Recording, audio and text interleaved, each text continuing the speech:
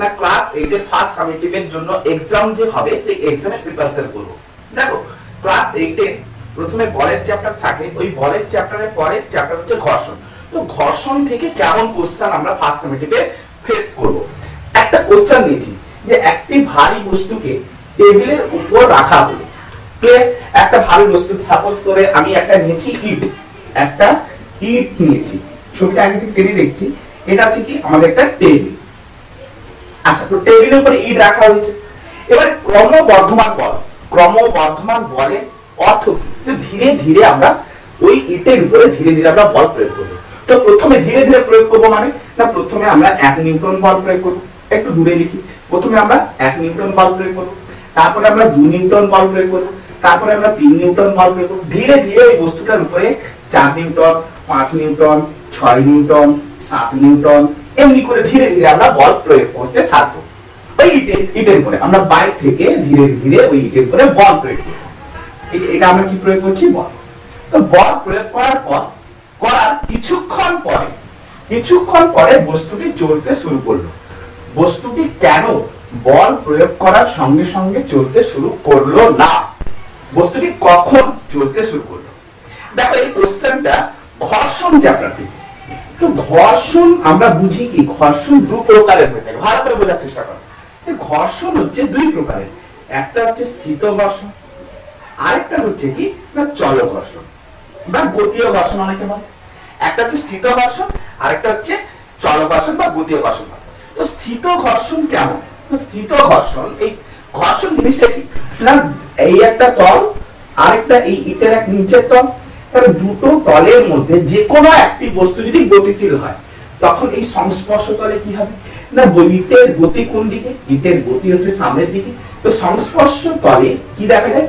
একটা বিরুদ্ধমুখী একটা বাধা বল সৃষ্টি করে। কেমন করে না, ইটটা চলতে শুরু করেছে সামনের দিকে, তখন এই সংস্পর্শ তলে একটা বাধা বল পেছন থেকে ওই ইটটাকে স্থির করে রাখার জন্য একটা বল ক্রিয়া করে। সেই বাধা বলকে আমরা বলবো কি ঘর্ষণ বল। তো এক্ষেত্রে ঘর্ষণ বল দুই প্রকারের হয়ে থাকে, স্থিত ঘর্ষণ আর একটা হচ্ছে চল ঘর্ষণ। তো স্থিত ঘর্ষণ কোন জিনিসটা? দেখো যখন আমি ইটটাকে গতিশীল করছিলাম, যখন আমি 1 নিউটন বল প্রয়োগ করেছিলাম, তখন দেখা গেল এই ইটটা মানে গতিশীল হয়নি। তাহলে 1 নিউটন বল প্রয়োগ করার ফলে আমি দেখছি ইটটা গতিহীন।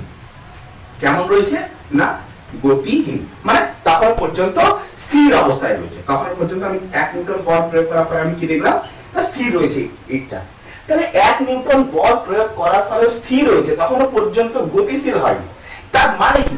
তার মানে হচ্ছে যে পেছনের দিকে যে বাধা বল, মানে পেছন দিকে বাধা বল মানে কি না, পেছনের দিকে যে ঘর্ষণ বল, সেই ঘর্ষণ বলটা কেমন ঘর্ষণ বল না, ওই ঘর্ষণ বলটাও একই রকম ভাবে 1 নিউটন বল প্রয়োগ করে রেখেছে।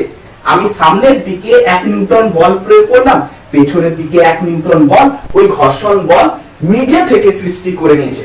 তো নিজে থেকে সৃষ্টি করে নেয় যে ঘর্ষণ বল, সেই ঘর্ষণ বলগুলো কেমন ঘর্ষণ বল? স্থিত ঘর্ষণ বল। তা স্থিত ঘর্ষণ বল কি বলছে না, আমি একটা বল প্রয়োগ করলাম, তো বাধা বল সমপরিমাণ বল সৃষ্টি করে বস্তুর অবস্থার পরিবর্তন ঘটানোর বিরুদ্ধে বা বস্তুর অবস্থার পরিবর্তন ঘটায় না, ওই রকম ঘর্ষণ বলকে আমরা কি বলবো? স্থিত ঘর্ষণ বল। তো স্থিত ঘর্ষণ বল কি বললাম আরেকবার, যে কোনো বস্তুর উপরে বল প্রয়োগ করলে ওই ঘর্ষণ বল সমপরিমাণ বাধা বল সৃষ্টি করে বস্তুকে স্থির অবস্থায় রাখে। তো ওই রকম ঘর্ষণ বলকে আমরা কি বলি? স্থিত ঘর্ষণ। তাহলে সে সমপরিমাণ বাধা বল সৃষ্টি করে বস্তুটাকে কি অবস্থায় রেখেছে? স্থির অবস্থায় রেখেছে। তাহলে এক্ষেত্রে যে ঘর্ষণ বল সেটা হচ্ছে কেমন ঘর্ষণ বল না, স্থিত ঘর্ষণ বল। তাহলে ঘর্ষণটা কেমন না, স্থিত, যেহেতু স্থির আছে। আমি আবার বস্তুটার উপরে 2 নিউটন বল প্রয়োগ করলাম, তো দেখতে পেলাম বস্তুটা তখনও পর্যন্ত স্থির অবস্থায় আছে। তার মানে কি না, বাধা বলটাও সিমিলারলি 2 নিউটন। তাহলে যখন 2 নিউটন বল প্রয়োগ করলাম তখনও দেখলাম স্থির। তার মানে বস্তুটা সেই ঘর্ষণ বলটা কেমন ঘর্ষণ বল না, স্থিত ঘর্ষণ বল। তো ধীরে ধীরে ধীরে ধীরে ক্রমবর্ধমান বল, ধীরে ধীরে আমি বলটাকে বৃদ্ধি করছি।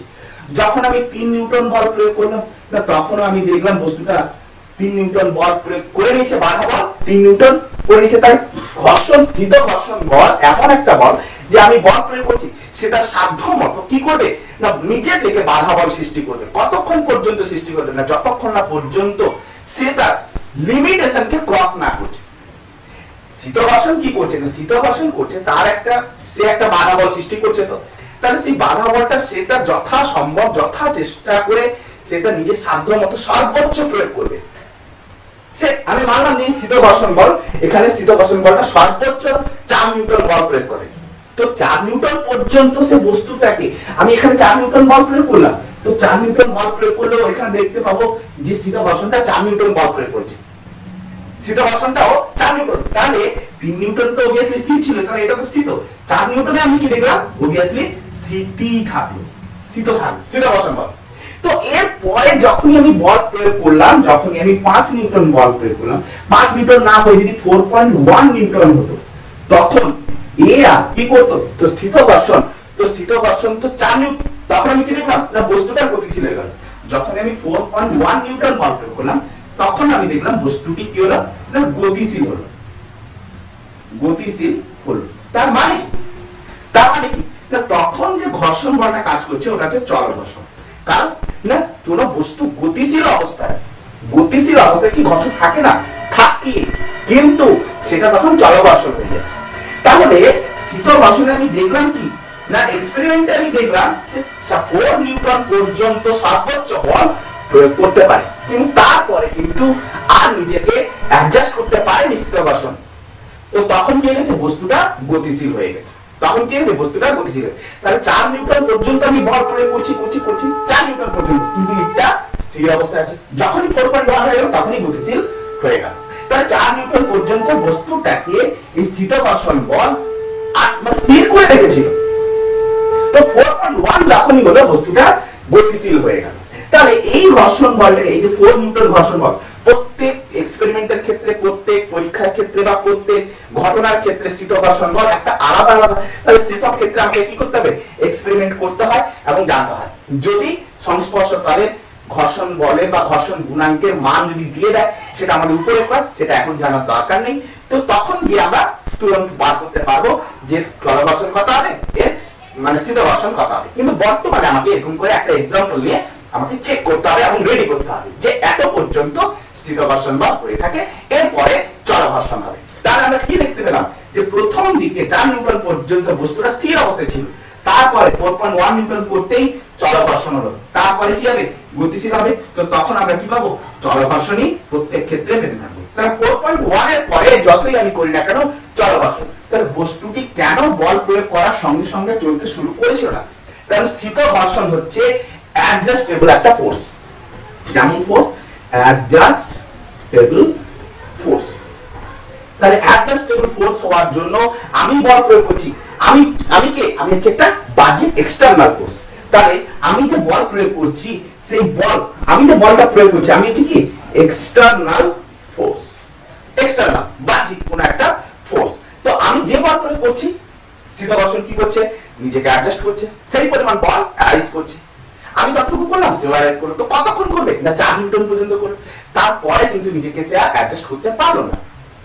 তো অ্যাডজাস্ট করতে না পারার জন্য ইটটি গতিশীল হলো। তাহলে কেন বল প্রয়োগ করার সঙ্গে সঙ্গে চলতে শুরু করলো না? কারণ স্থিত ঘর্ষণ হচ্ছে একটা সেলফ অ্যাডজাস্টেবল ফোর্স।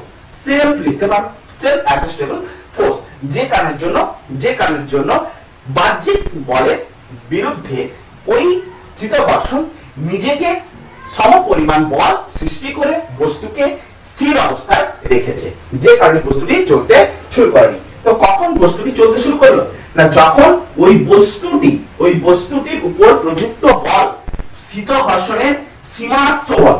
এটা হচ্ছে কি স্থিত ঘর্ষণের 4 নিউটনটা কি না স্থিত ঘর্ষণের সর্বোচ্চ প্রয়োগ বল, সেটাকে আমরা বলবো সীমাস্থ স্থিত ঘর্ষণ বল। সেটাই তার একটা নাম আছে স্থিত ঘর্ষণের, সেটা একটা নতুন নাম। স্থিত ঘর্ষণটা বটে কিন্তু তার একটা নাম আছে সীমাস্থ স্থিত ঘর্ষণ বল। তো সীমাস্থ স্থিত ঘর্ষণের বলে থেকে বেশি বাহ্যিক বল প্রয়োগ করার ফলে বস্তুটি চলতে শুরু করলো। মানে 4.1 বলি বা 5 নিউটন বলি 6 নিউটন যাই। তো সীমাস্থ ঘর্ষণ বলে বেশি বল প্রয়োগ করলে কি আমরা বস্তুটাকে চলন ঘর্ষণে পরিণত করতে পারবো। তো আমরা হঠাৎ করে করে তো আমরা 0 থেকে 5 পর্যন্ত তো করতে পারি না, তো 0 থেকে 4 পর্যন্ত আসতে কিছুটা হলেও সময় লাগে, ওই জন্য বলা হয়েছিল যে কিছুক্ষণ পরে চলতে শুরু করে। তো আই হোপ তোমরা আজকে লেকচারটাকে খুব ভালো করে বুঝলে এবং অনুভব করলে।